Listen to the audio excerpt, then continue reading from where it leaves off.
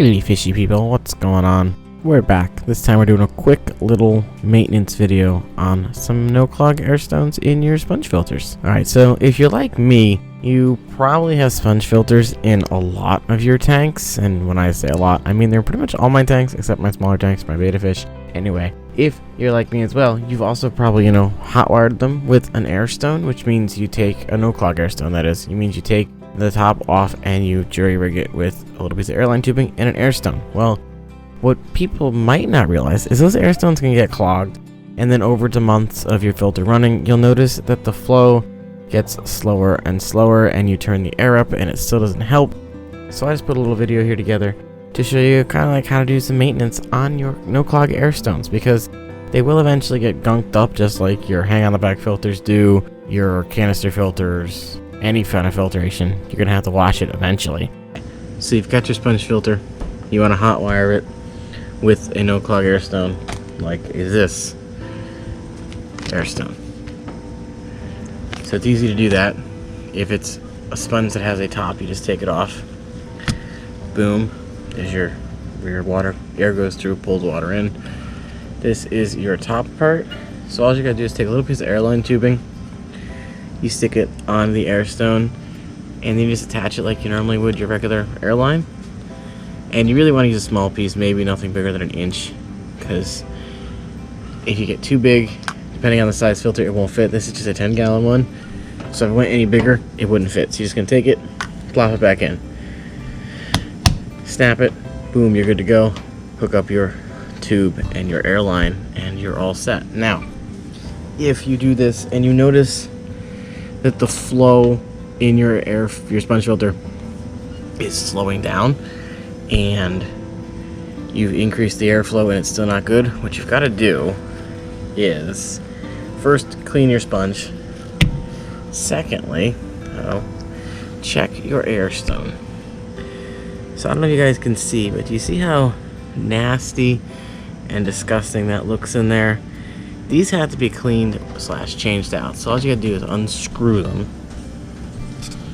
So you get in there. This should unscrew. Might be too wet. Hang on, let me get a paper towel here.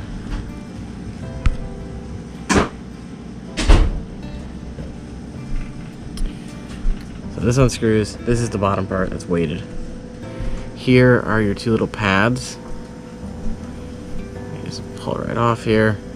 Come on, there we go. Now you'll notice that they're supposed to be blue. See the blue there? You see a difference in color? How there's all this gunk that's on the sides. So luckily with the Ziss ones, when you buy them, they come with these replacement pads.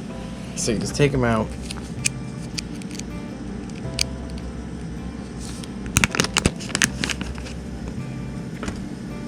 And it's, so you put one in one, smush the plastic in between. Boom.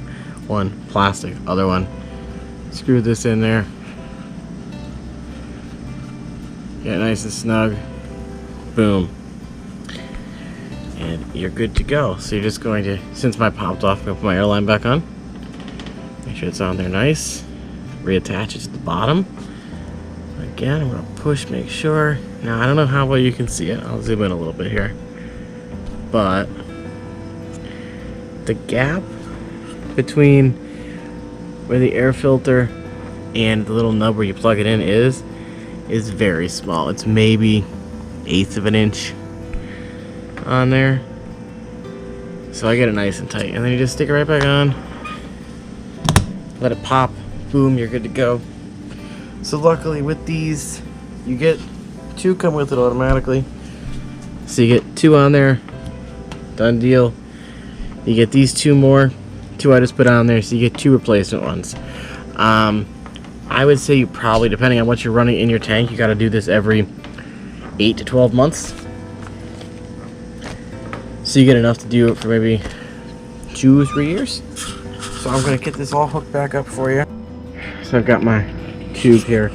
I like to hook it up first. So I take my tube, got your airline right here, run it in this way, out the side.